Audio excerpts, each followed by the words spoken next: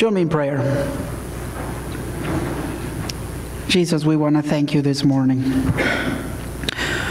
for reminding us of our mission, for reminding us of our calling, for reminding us of the important task that we have. And we thank you.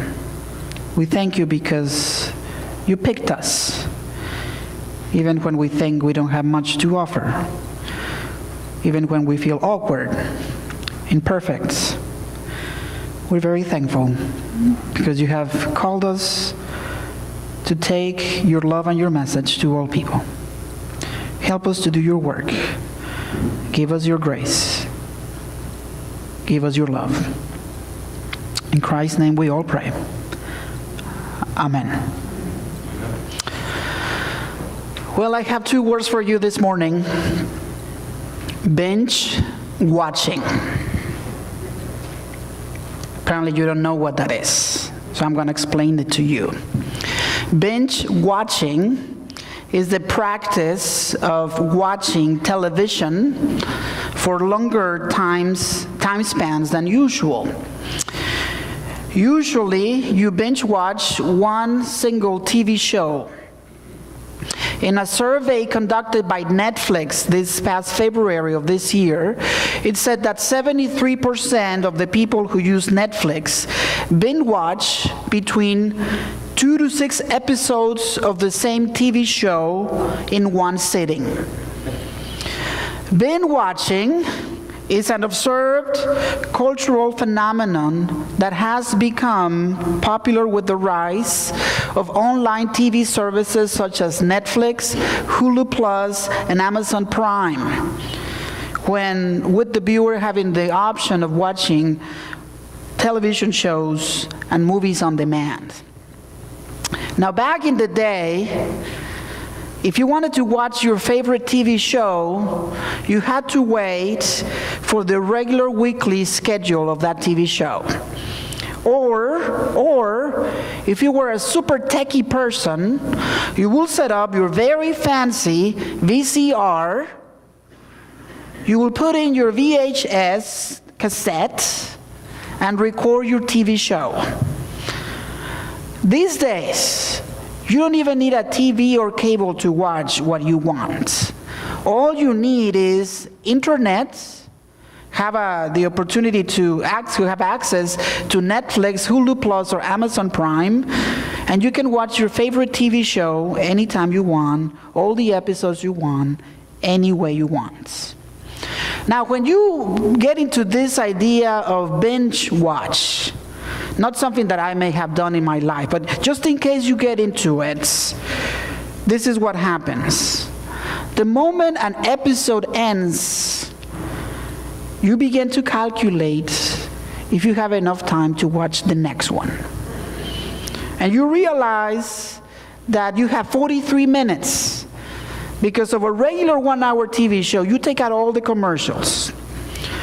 So you have 43 minutes. So really, you don't have a lot of time to sit on making that decision. You have to decide really quick. Am I gonna binge watch or not? Let's pretend that you say yes, and you watch the next TV show. And so you begin to watch the TV show, and it suddenly becomes an addiction that you can't stop. Especially, again, this is just hypothetical, it's not that it has ever happened to me. Especially if you come to the end of a season. There's not even a question that you're gonna watch the next episode because you wanna know what happened. You are dying to know. You are dying to know if they made it through the crash. Who's gonna die? Are they getting married or what? Is she pregnant? What's gonna be the next plot twist? And every season finale ends with that one scene, that cliffhanger that can change everything for the next season. And hypothetically, pretend that you did all of that stuff. 5 hours later, you don't know what happened because it's 5 hours later. Now, This is precisely where we find the Apostle Paul today. He did not have Netflix. He did not have Hulu Plus or Amazon Prime.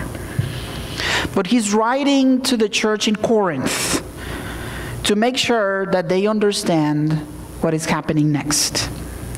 He's writing to the church in Corinth to make sure that they understand what the main thing is, the main thing. The church of Corinth is receiving this letter, and they're literally sitting on the edge after a very rough season of life together. This is the second letter to the church in Corinth. After a very rough season in the first letter, where this church was full and filled with ugly real-life drama that, let me just say this to you, if you're feeling really depressed about your family life, read the first letter to the Corinthians and you will feel so much better.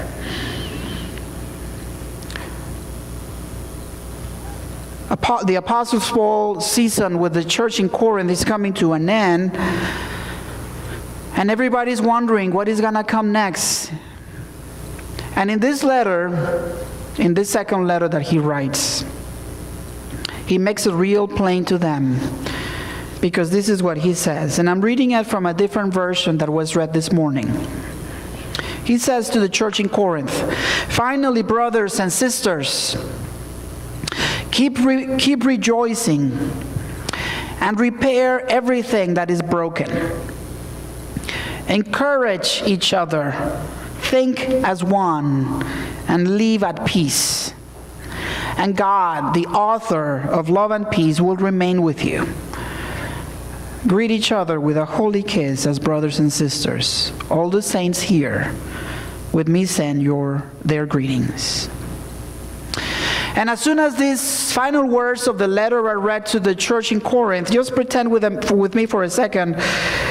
It's like that moment when the TV screen goes black and then the credits begin to roll. And you will read on that screen that the executive producer was God. And that the church in Corinth, they are the audience. They are sitting with their mouths wide open.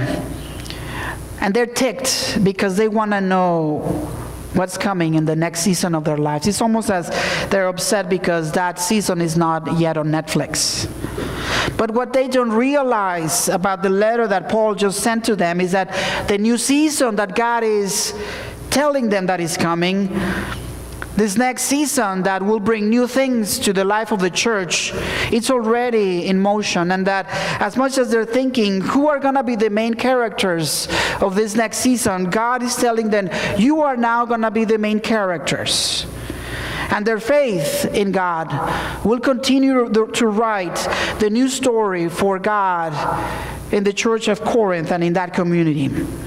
Because again, Paul is setting up the cliffhanger for them beautifully. Keep rejoicing and repair whatever is broken. Encourage each other and think and live at peace. And God, the author of life and love, will be with you. The Apostle Paul was criticized by many. You know, you may read some biographies about him, or even Bible commentaries, and you will think, well, he might be a grumpy old man who was frustrated with life, and that's why he was so mean in his letters.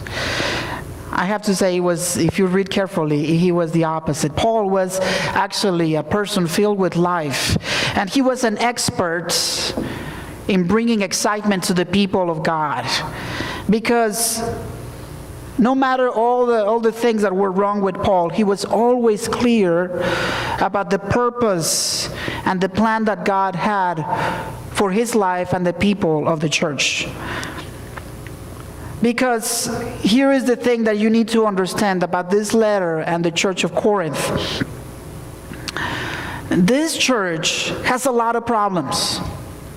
This church has a lot of problems with gossip, sexual immorality, adultery, false teachers, and divisions. This church, in other words, is a complete mess.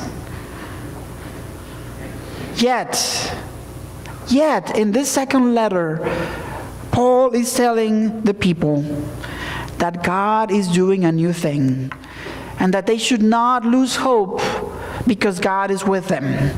Yes, there were a lot of problems. Yes, people were not always nice to each other. Yes, the church in Corinth was far from being perfect. And yet, God is not focused on those things. God was already working on the next season of this church, on the next episode. For Paul, who was the greatest church planter and missionary of all time, he knew that God was at work transforming everything. That God was creating something new and special, regardless of where the people were. Paul knew that even though he personally was not going to be in Corinth, the church in Corinth, the church that God had conceived by God, that God had conceived, they were going to be powerful agents of service for Jesus. He knew that God had planted some important seeds in their lives and that God was going to do amazing things through them. Paul knew that the church in Corinth will reach out others for Jesus. And Paul, knowing that he wasn't going to be there forever, he wanted to make sure that the church will not forget that God would provide the church with strength and wisdom and power and love for what was coming next. And Paul wanted to challenge the church in Corinth to never stop growing in their relationship with God, and never to stop growing in their relationship with each other, and to never stop bringing others to the love of Christ. In other words, keep rejoicing and repair what is broken. Encourage each other. Think as one and live at peace. And God, the author of love and peace, will remain with you. And this is where we find ourselves today. My season with you ends today. And just like you are wondering what is next, I'm also wondering what is next for me. And I'm wondering, like you probably, how will things work out? And it is amazing to me that as today's scriptures were read to you, I didn't have anything to do with choosing those scriptures for us today. Those are the scriptures of the lectionary. Almost as if God knew that we needed to hear these words.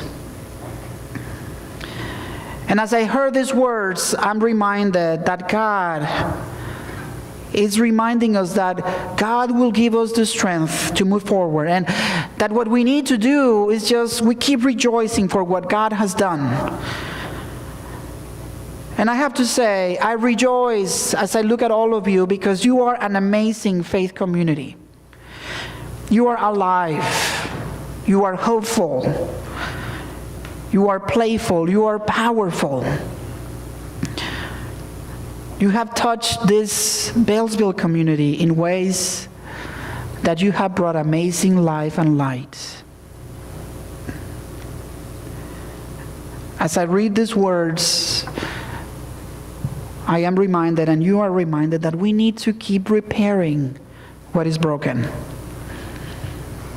If you have a broken heart, let Jesus fix it and stop resisting.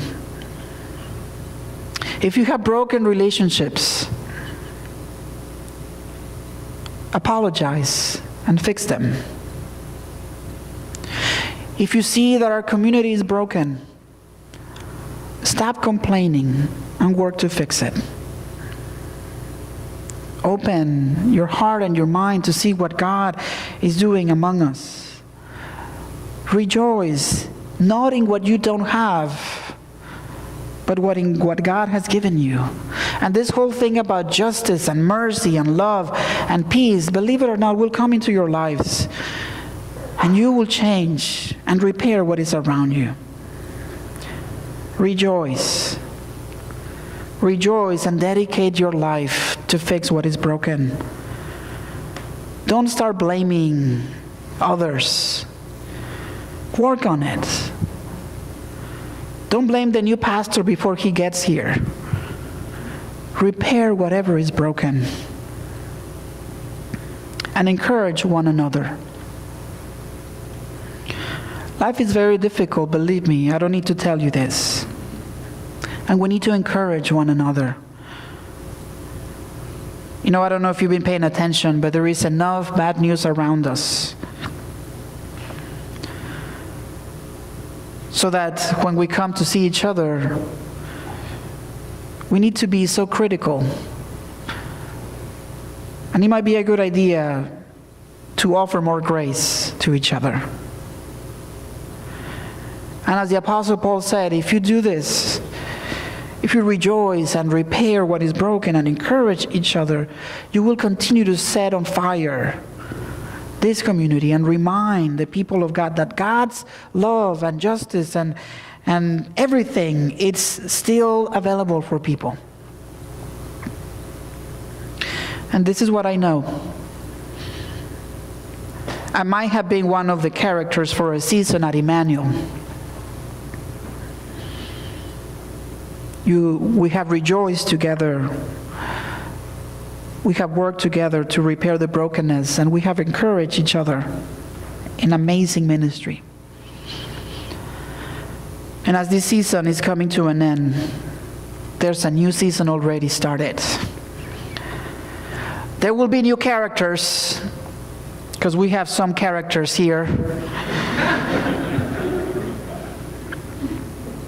And there will be new plot twists.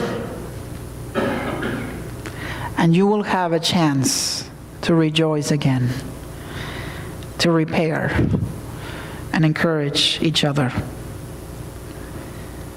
As you continue to open the doors wide open of this church, and together we set this table for everyone to sit and feast. Here's what I want to say to you. Don't miss the next season of Emmanuel United Methodist Church. Don't miss it. Don't miss it. Because it's going to be amazing. It's going to be better. It's going to be improved. It's going to be bigger. It's going to be better. Join the season and do the work of God. Thank you, Emmanuel, for 8 wonderful years. Amen.